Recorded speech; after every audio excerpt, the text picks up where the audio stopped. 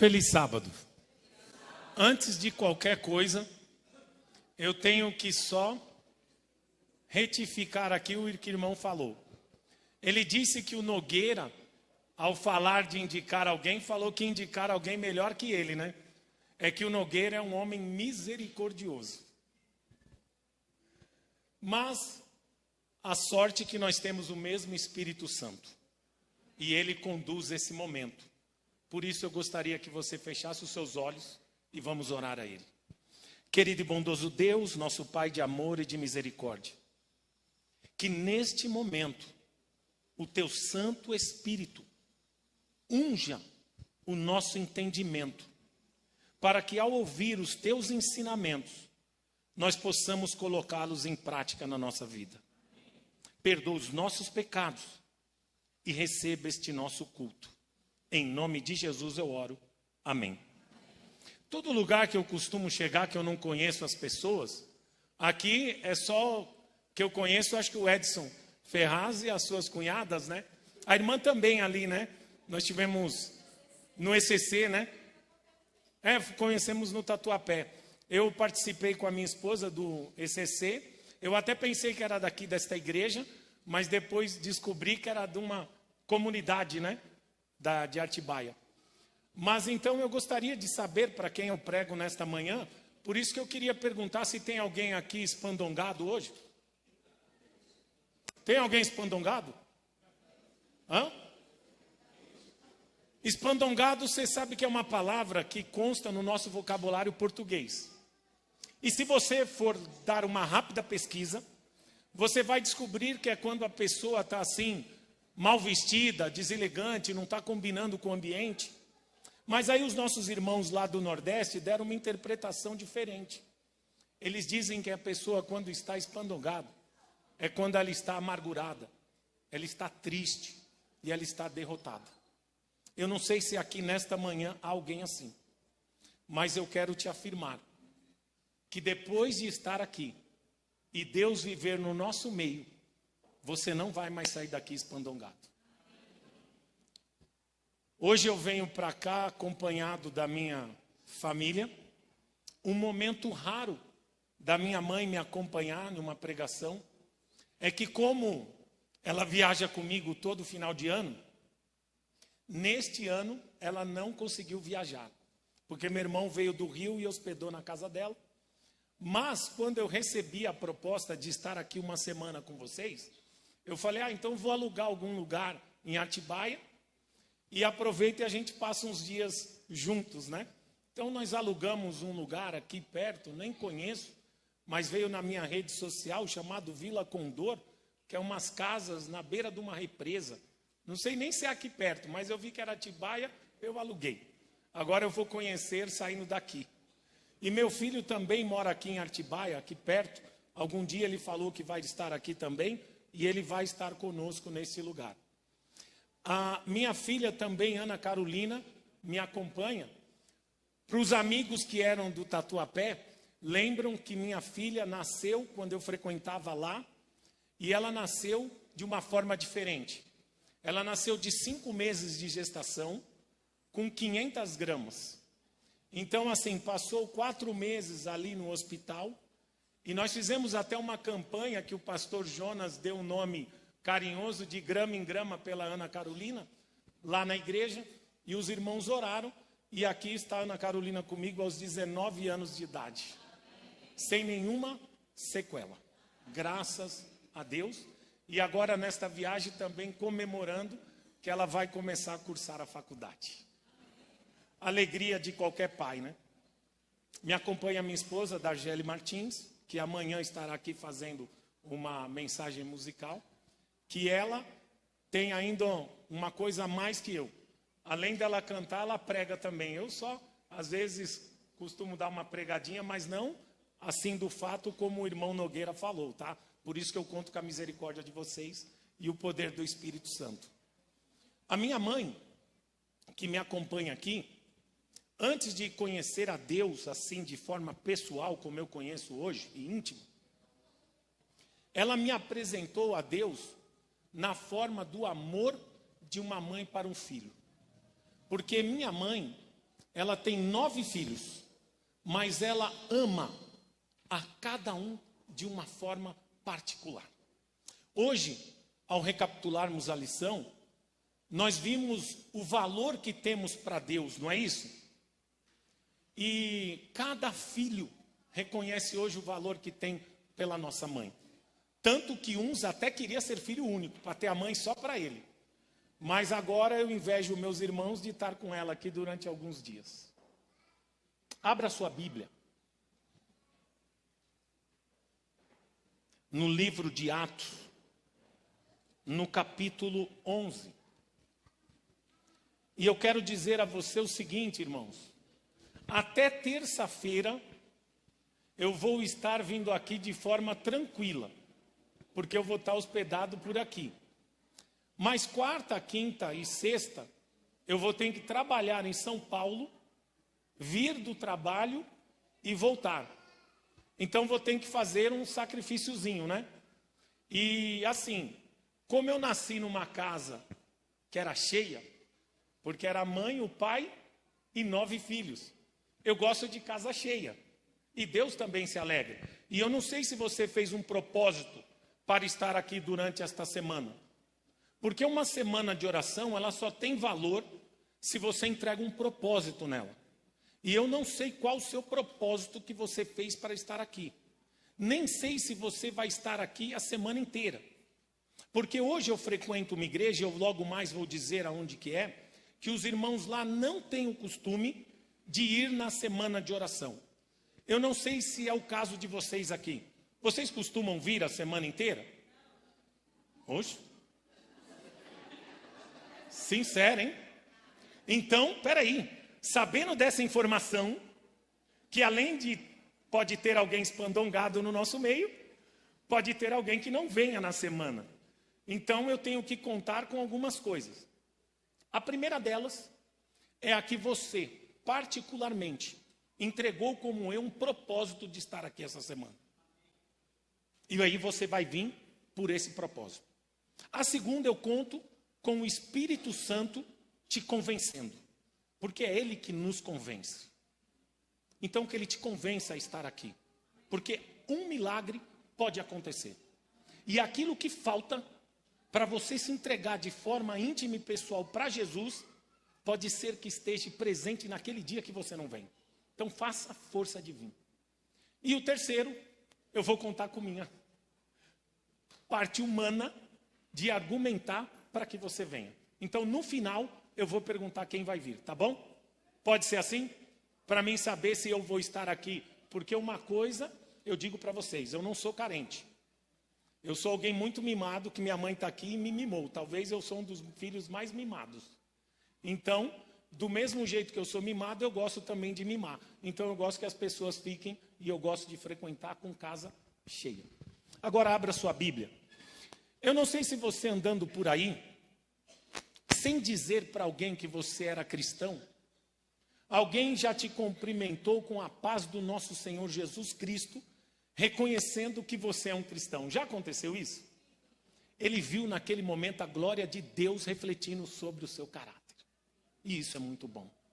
E você sabe que os discípulos de Cristo foram reconhecidos pela primeira vez como cristãos neste versículo que eu quero ler para você aqui, do versículo 26, do capítulo 11 de Atos, a última parte só, lá embaixo, que diz assim: em Antioquia, os discípulos pela primeira vez foram chamados de cristãos.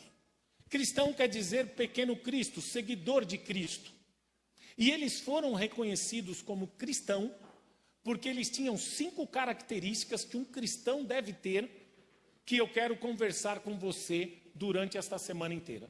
E a primeira delas está aqui no versículo 21, que diz assim: a mão do Senhor era com eles, e grande número de pessoas creu e se converteu ao Senhor. Primeira característica, crer e se converter.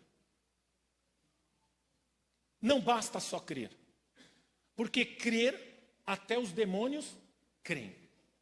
Mas é preciso se converter ao Senhor. Eu já falei aqui para vocês que eu frequentei aqui com o Edson, né, e a sua família, lá na igreja do Tatuapé.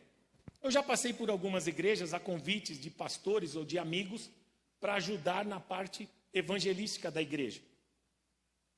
E quando eu estava lá no Tatuapé, no ancianato, nós tínhamos num grupo de anciões, eu não sei se os irmãos lembram dele, um que se chamava Zico. Vocês lembram do Zico? O Zico, alguns anos atrás, ele tinha aquele programa até na rádio, comunicando Jesus, que ele fazia junto com o pastor Jonas Pinho, né? Não sei se alguém que tem a minha idade assim lembra, né? Mas ele fazia esse programa. E junto com esse programa, ele fazia um programa também na igreja adventista da Praça da Árvore, em São Paulo, conhecida como Igreja de Mirandópolis. Não sei se vocês conhecem. E lá ele fazia uma tarde de testemunhos, todos os domingos. E teve um domingo em especial que ele me convidou para ir lá pregar e contar o meu testemunho de conversão. E eu fui lá então e aceitei, como aceitei estar aqui com vocês durante esta semana. E ao começar a contar o meu testemunho, eu reparei que no meio das pessoas que estavam ali naquela igreja, e tinha bastante gente, porque a igreja de Mirandópolis, as pessoas tinham o costume de ir no culto aos domingos. E estava a igreja assim, lotada.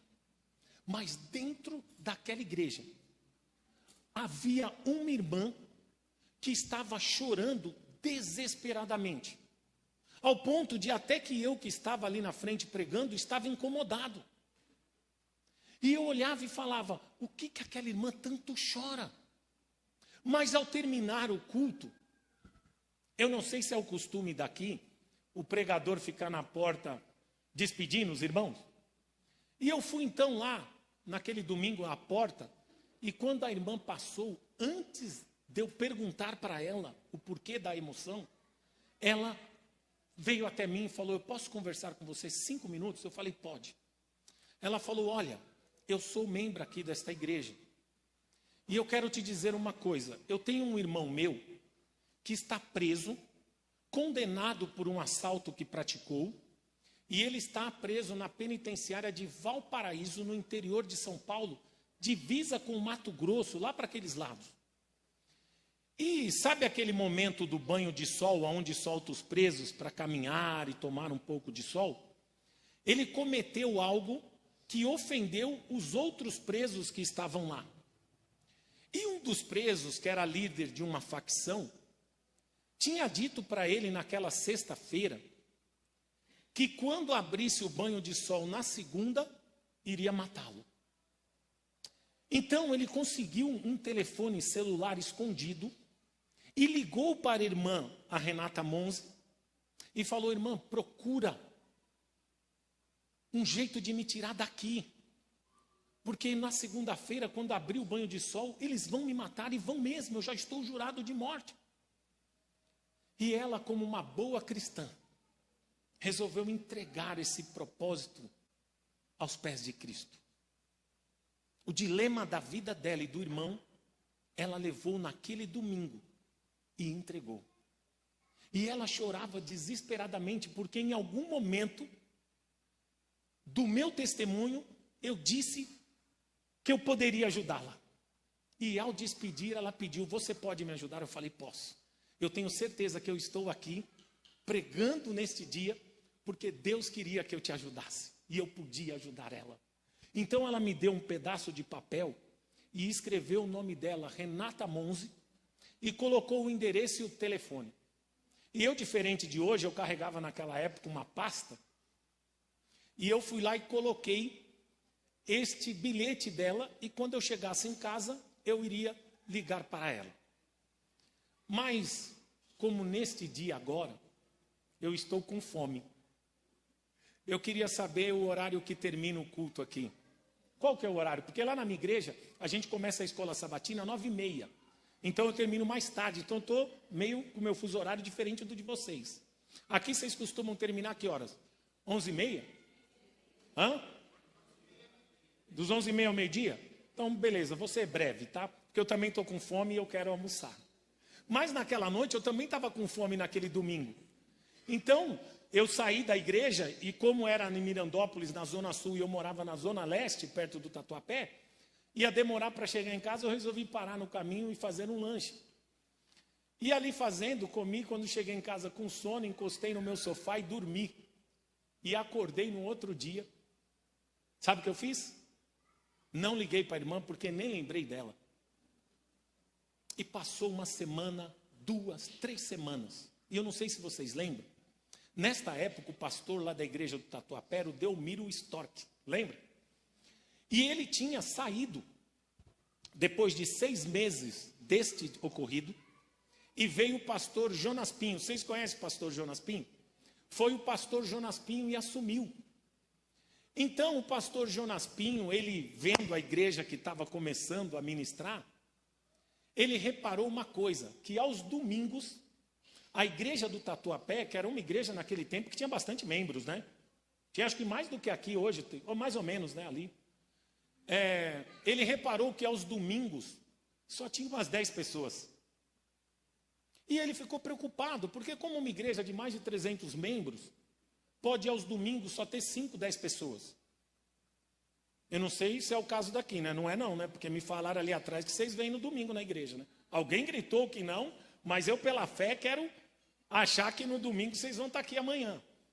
Mas então o pastor Jonas Pinho quis descobrir quem era o diretor missionário. Porque geralmente os domingos são cultos evangelísticos. E ele veio me perguntar, Renato, você sabe quem é o diretor missionário? Eu falei, eu sei. Ele falou, quem é? Eu falei, sou eu. Ele falou, então está explicado. Você não vem de domingo? Como que a igreja vai vir? E outra, eu não sei aqui, mas o departamento missionário, ele é um departamento grande da igreja que funciona. Ele tem secretário, tem coordenadores de pequenos grupos, tem duplas missionárias, instrutores bíblicos. E tem outras pessoas que participam também. Eu não sei aqui se o departamento de vocês é grande, o missionário. Mas numa igreja que ele funciona realmente como tem que funcionar, que tem até o ministério dos pequenos grupos, tem até vários professores. E naquele tempo do Tatuapé funcionava. Não porque eu era o diretor, mas é porque era uma igreja missionária. Tinha até o Mauro Braga lá nas quartas-feiras, na classe, para dar uma força, né? Então, ele falou o seguinte, olha, você não vem como diretor, mas se você começar a vir e convidar a sua equipe, eu acredito que já sobe para uns 50. E fora os seus amigos que vão saber que você está vindo e já vem também da igreja. Porque a gente tem aqueles amigos mais íntimos, né? Então ele falou, e eu vou fazer o seguinte, eu vou providenciar que no próximo domingo eu traga alguém para cantar, uma cantora de peso e um pregador de peso. Diferente de vocês aqui que me chamaram, mas ele que se preocupou em chamar alguém conhecido. E aí, ele falou, e você vem com a sua equipe. Eu falei, pastor, mas eu posso antes de tudo me explicar porque eu não venho aos domingos? Porque a gente é assim, né? Logo quer justificar, né? Se não passar a culpa para o outro, quer pelo menos amenizar a nossa. E a pior desculpa é aquela que é verdadeira. E eu falei para o pastor Jonas Pinho que, como ancião, a gente tem a preocupação de, às vezes, convidar alguns pregadores. Não é assim que funciona? E alguns pregadores que eu chamo, que são anciões ou líderes de outras igrejas, me chamam para ir na deles. Só que é o seguinte, como diretor missionário de uma igreja grande, eu não queria atender nenhum pedido de sábado, porque o Tatuapé era grande, o movimento de pessoas e de visitas ao sábado. E aí também não ia de quarta-feira, porque quarta-feira era a classe bíblica do Dr. Mauro Braga. Eu sei que vocês conhecem ele, porque há uns anos atrás, não sei quanto, eu tive aqui, quando ele fez a primeira classe de sexta-feira aqui, eu estive. Ele é membro daqui? Ah, que legal. Então, a classe bíblica dele frequentava mais ou menos umas 80 pessoas assim, que eram visitas, né? Então, como diretor missionário, eu não poderia sair para pregar fora de quarta. Então, eu escolhi os domingos. Então, o pastor Jonas Pinho falou, olha, Renato, você vai mudar esse teu conceito. Eu te autorizo a ir pregar em outra igreja no sábado pela manhã. porque aqui tem 13 anciãos. Então, você não vai fazer falta. E você tem o seu diretor associado, você tem a secretária, que pode receber as visitas, anotar e te passar. Então, agora você sai de sábado e não mais de domingo. Beleza. E foi dando certo um certo tempo isso que o pastor fez, e começou a aumentar a frequência, pelo menos durante um curto tempo lá na igreja do Tatuapé, aos domingos.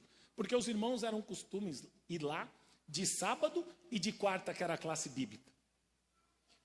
Mas teve um domingo que eu estava assim na minha casa, lá por umas 3 horas da tarde, e eu olhei para a minha pasta, depois de um ano que a Renata Monzi me deu o papelzinho. Eu olhei para a pasta e falei assim, essa pasta está muito gorda e cheia de documento. Vou jogar fora alguns. E quando eu enfiei a mão, que eu tirei um bolo de papel, qual o papel que vem na minha mão? O da Renata Monzi. Irmãos, vocês vão entender ao final desta semana o porquê eu comecei a chorar quando eu peguei o pedaço de papel dela. Eu poderia ajudá-la e não o fiz. E desesperadamente naquele momento eu ia ligar para ela, mas antes eu ajoelhei para pedir perdão a Deus. E quando eu estava ajoelhado orando, o meu telefone fixo tocou. E no meio da oração eu peguei e atendi. E quando eu falei alô, foi o Espírito Santo que fez eu reconhecer que do outro lado da ligação era a Renata Monzi. Eu fiquei arrepiado. E eu falei, irmã, você é a Renata Monzi. Você mora na rua tal e o seu telefone é tal. Ela, irmão, como você lembra? Eu nem falei, você reconheceu pela minha voz. Eu falei, reconheci. Mas antes que você me fale, eu tenho um pedido de perdão a lhe fazer. Porque eu poderia ajudar o seu irmão.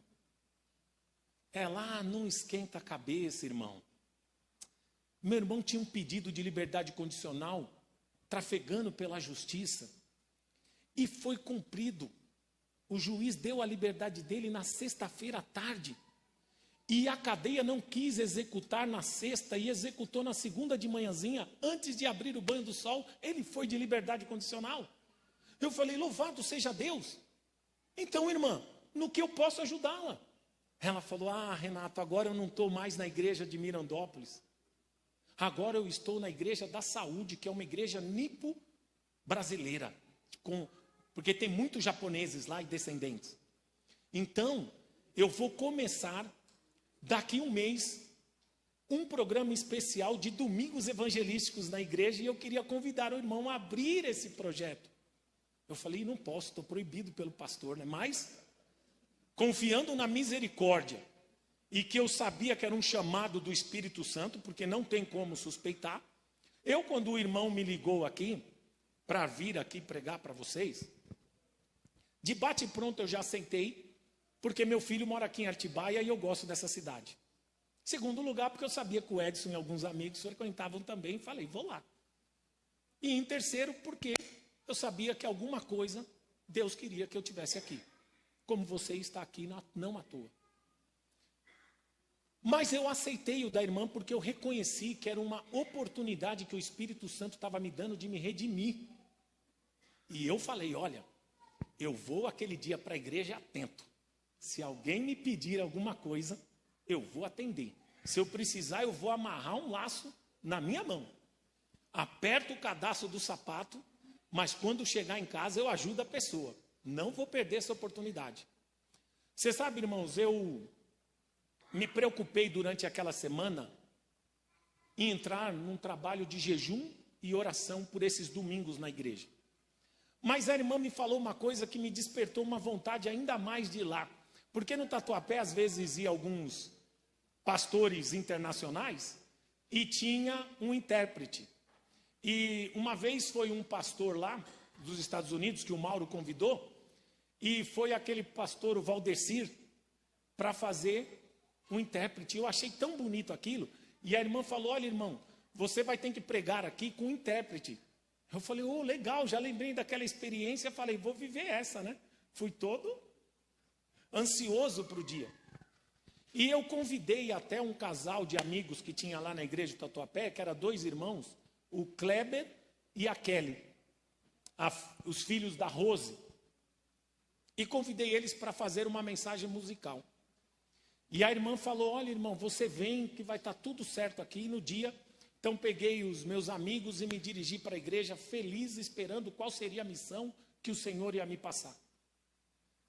Mas quando eu cheguei na igreja, só estava o diácono na porta, o rapaz do som e a Renata Monzi me esperando. E eu falei, cadê os irmãos? Ninguém veio. Eu falei, nem o intérprete? Também não, porque não veio o japonês. O intérprete ligou para os japoneses e eles falaram que não ia, o intérprete também não foi. Eu falei, ué, então, tá bom, estamos nós 6 aqui, vamos fazer a missão. E quando a irmã Renata Monzi, diferente daqui que vocês tiveram uma equipe bonita fazendo louvor, a irmã começou a fazer o louvor, estava nítido na cara dela a expressão de decepção. E ela cantou desanimada. Mas quando ela cantava, eu reparei que entrou uma visita pela porta da igreja. E pela roupa que ela vestia, eu já vi que ela estava espandongada. Eu falei, não é dessa igreja. Porque estava bem diferente. E eu falei, é essa irmã que é o alvo da minha missão. Vou ficar ligado nela. E durante aquela semana, eu jejuando, eu orando a Deus, em sonho, Deus me revelou que eu deveria fazer um sermão como arrependimento, um dom vindo do trono de Deus. E então, eu preparei o sermão e fui lá. E quando eu comecei a pregar aquele sermão, aquela irmã chorava mais do que a Renata Monzi naquele domingo. Desesperadamente. E eu falei, então agora na saída, é a hora da missão e eu vou ficar esperto. Mas quando a irmã chegou para mim, ela falou na saída, ela falou, irmão, posso te falar uma coisa? Eu falei, pode. E eu serei todo atento ao que você falar. Ela disse o seguinte, olha, eu nasci e me criei nesse bairro aqui da Saúde. Nunca sabia que aqui era uma igreja. Mas durante a semana, eu cometi um pecado terrível contra a minha família. Algo que me fez hoje tomar uma decisão na minha vida. Eu comprei veneno, fiz um copo de veneno na minha casa. Mas como eu amo esse bairro que eu nasci e me criei, eu resolvi dar uma volta me despedindo. E ao passar em frente dessa igreja, eu escutei um coral lindo cantando. E que me aguçou minha curiosidade e eu entrei. E ao ouvir este seu sermão, eu quero fazer uma coisa. Eu quero crer nesse Deus. E quero me converter a Ele. Eu quero frequentar esta igreja. E quero fazer o seguinte. Vou chegar em casa, jogar o veneno fora. E ligar para minha família pedindo perdão. Independente se eles me perdoaram ou não. Eu quero pôr o meu pecado aos pés de Jesus Cristo. Isto é conversão. Crer e converter. Eu fui embora feliz e louvando com meus amigos o Kleber e a Kelly. Até hoje eles nem sabem o que aconteceu dessa história porque nunca ouviram. Mas eu fui feliz e eles perguntando até porque eu estava tão feliz. Porque esse é o Deus que eu conheço. Ele vê o valor aonde nós não vemos. Ele vai atrás do pecador. Você sabe, irmãos, eu também tive um momento, como aquela irmã na minha vida, que eu precisava tomar uma decisão. Hoje na escola sabatina foi perguntado ali, o que a gente poderia fazer de melhor para agradar a Deus? Qual o presente maior que eu poderia dar a Deus para que eu agradasse Ele que tem tudo? E realmente a lição chamou a nossa atenção. Porque tudo que temos aqui, tudo que somos, é de Deus. Não posso dar nada a Ele, a não ser uma única coisa que é minha. E sabe qual é? O meu pecado. Este é meu. E este eu posso entregar para Deus. Eu, como disse para vocês, eu nasci numa família bacana e recebi muito amor. Mas eu fiz um namoro que não era cristão. Eu conheci uma moça, lá para os meus 16 anos de idade, que minha mãe e todos os meus amigos me advertiam para não fazer esse namoro. Mas a gente achava que tem condições de converter as pessoas, e esquece que isso é um trabalho do Espírito Santo. E falei, eu vou seguir com ela, que ela vai mudar as atitudes da vida. Mas a vida se passou e aos 18 anos ela engravidou. E então a gente casou e fomos constituir a nossa família. O filho nasceu. Eu entrei com 14 anos para trabalhar ali no Itaú Seguros, de office boy, que nem tem mais hoje essa profissão, né? Mas aos 18 anos eu já era um auditor, investigador júnior. E viajava pelo Brasil inteiro fazendo investigações. Eu estava conversando até com a minha filha essa semana, que iniciou na faculdade. E falei para ela que durante esse final de semana eu vou contar para ela as estratégias que eu fiz de vida para crescer naquele momento da Itaú. Porque nunca havia na história alguém com tão pouca idade sendo auditor investigador. E aos 19 eu já era auditor sênior. E aos 19,5 Olavo Setúbal Júnior me chamou para montar uma empresa e trabalhar para a Itaú no Brasil inteiro. Eu ganhava muita grana. Mas aos 22 anos de idade, eu fui fazer um trabalho em Curitiba. E quando eu voltei de Curitiba feliz, eu tive uma surpresa. Eu descobri que aquela namorada, que minha mãe, que está aqui, tinha advertido para mim não fazer o namoro, estava me traindo.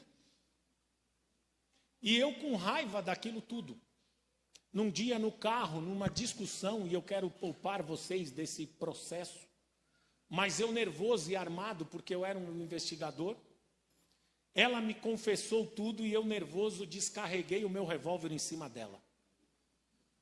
Dei 5 tiros. E depois que eu terminei de dar o último, eu pensei, e agora o que eu faço? Na loucura da mente humana, vivendo uma situação dessa, eu falei, eu vou socorrer para o hospital e dizer que fui assaltado. Então assim eu fiz. E levei ela lá para um hospital na Zona Leste, chamado Tide Setúbal, que é em São Miguel Paulista. E do lado tem a delegacia 22DP, o Corpo de Bombeiros. E quando eu cheguei lá, veio todo mundo me dar uma assistência.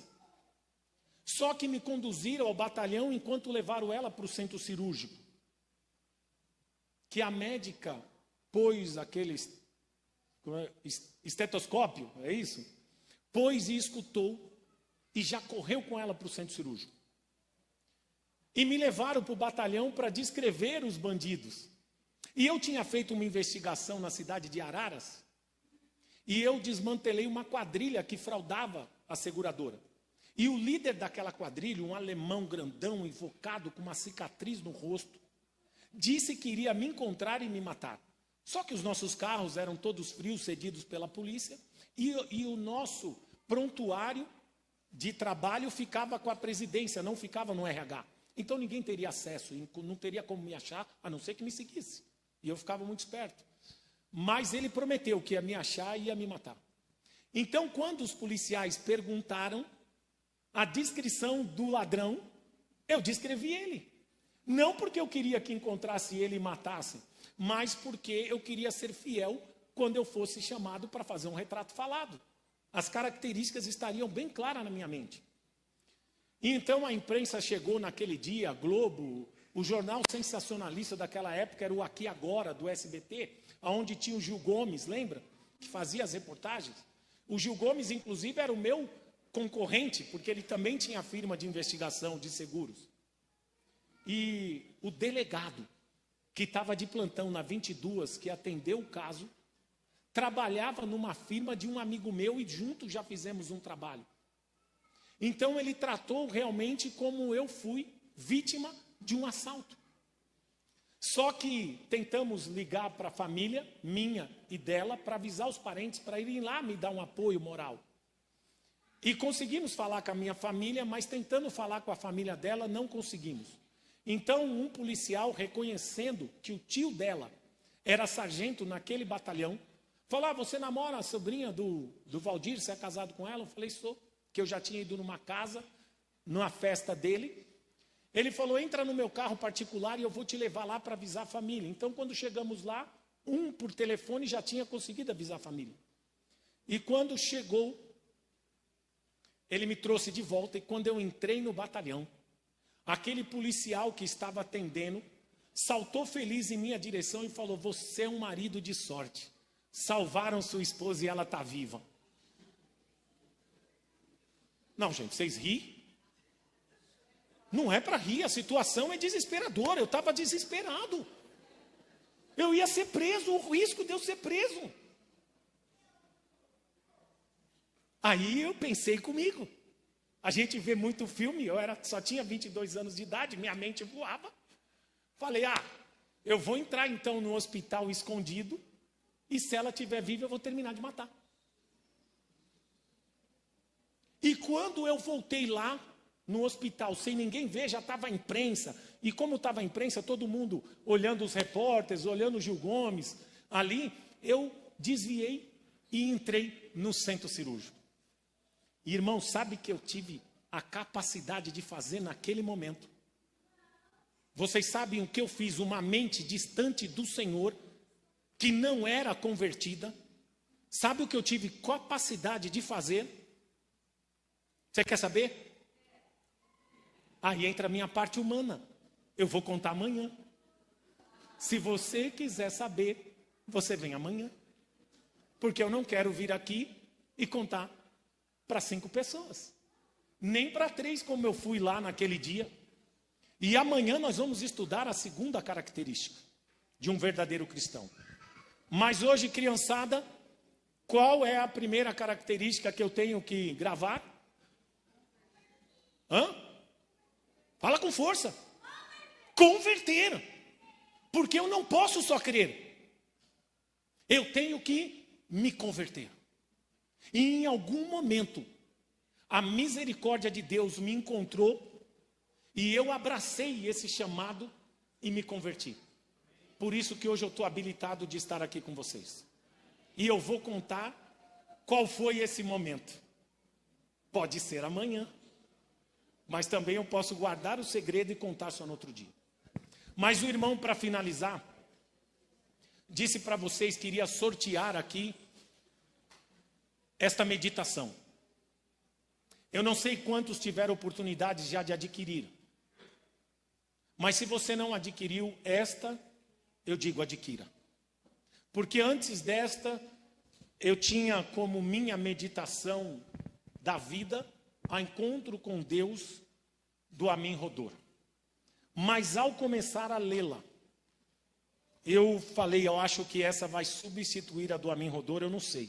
Mas até agora, eu estou impressionado com essa meditação.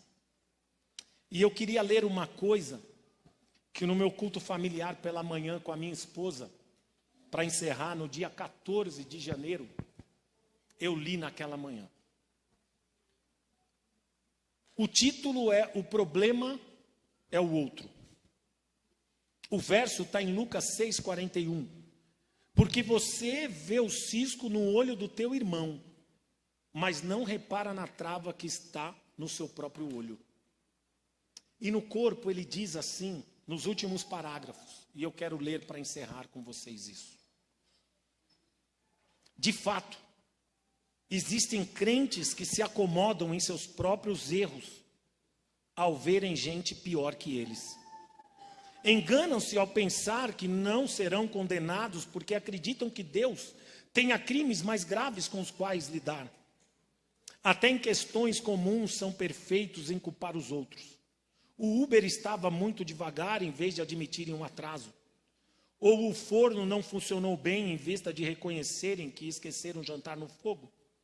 Colocar a culpa em algo externo pode trazer alívio momentâneo, mas não produz arrependimento capaz de fazer uma pessoa se converter, nem cura para a alma. Desde o Éden, temos a tendência de procurar a culpa fora de nós. Se estamos certos, o mérito é nosso. Mas se algo deu errado, a culpa é do outro. Essa mentalidade nos faz pensar que estamos isentos do juízo de Deus. Somente quando paramos de condenar os outros e olhamos para nós mesmos, é que damos ao Espírito Santo a oportunidade de nos convencer do pecado, da justiça e do juízo. Aí sim, poderemos ser salvos e conseguiremos amar o irmão que é tão pecador como nós. Crer e se converter. Entregue a sua vida ao Senhor. Mesmo que para você se converter, você tem que largar algo que tanto você é acostumado a praticar. Talvez até algum vício que você adquiriu no âmbito da tua família. Abraão mentiu que Sara era sua irmã, lembra disso? Consequentemente, quando Isaac esteve junto ao rei Abimeleque, ele fez a mesma coisa? Ele também mentiu. Adquiriu do pai o hábito de mentir. Talvez nesta manhã você precise se converter ao Senhor como prioridade, como primícia da tua vida. Entregar o teu ser ao Senhor e deixa Ele fazer uma obra em ti. O quarteto irá cantar e enquanto ele cantar, eu vou pedir para você, se você precisa receber nesta manhã uma oração especial, para que você se converta ao Senhor, porque crer, você já crê, porque você está aqui. Mas talvez é preciso de você dar um passo maior, é se converter ao Senhor.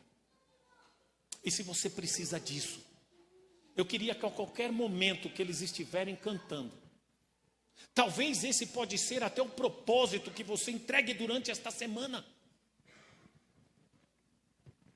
E aí eu faço um convite.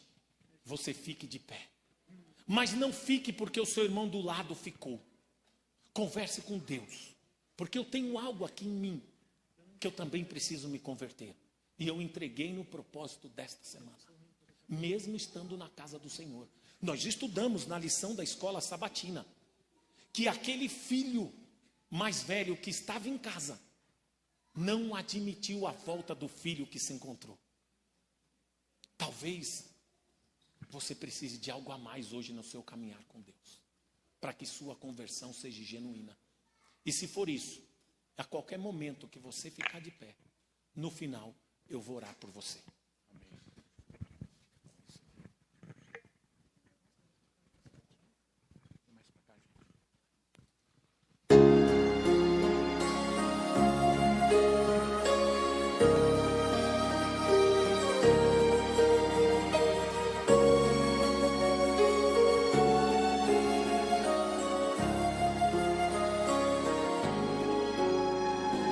Divino companheiro no caminho,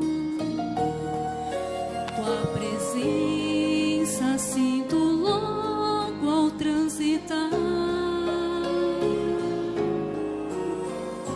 Já dissipaste toda sombra, já tenho luz, a luz bendita do amor.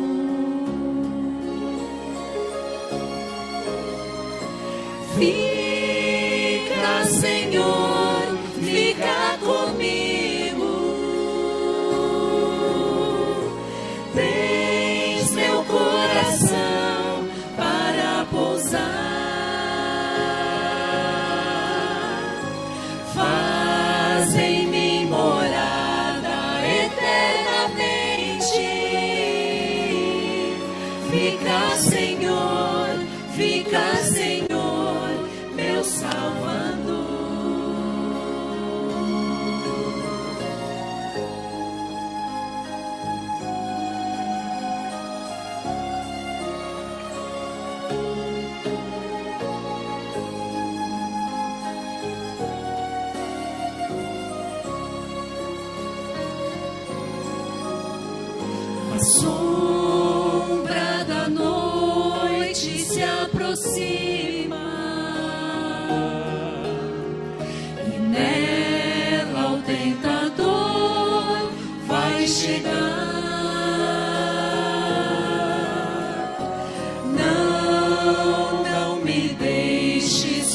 o caminho. Ajuda-me, ajuda-me até chegar. Fica, Senhor, fica comigo.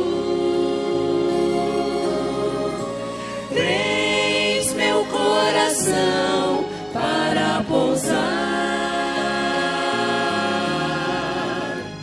Faz em mim morada eternamente. Fica, Senhor, fica, Senhor, meu Salvador. Fica, Senhor, fica comigo. Tens meu coração para pousar. Faz em mim morada eternamente. Fica, Senhor, meu Salvador.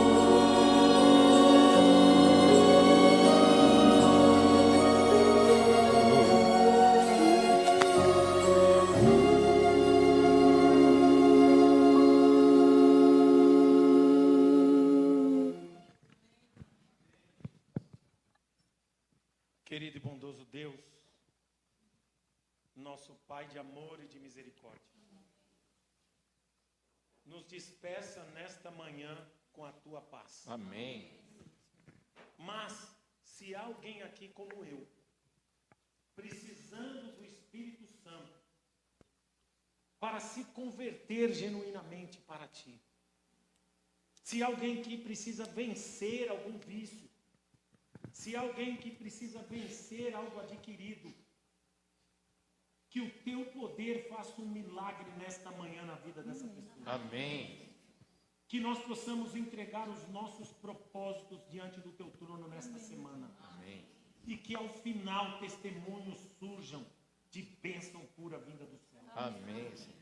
Fica conosco e que nós possamos praticar por aí onde quer que andamos e mostrar que nós somos cristãos, porque cremos em ti e estamos convertidos. Amém. Em nome de Jesus eu oro.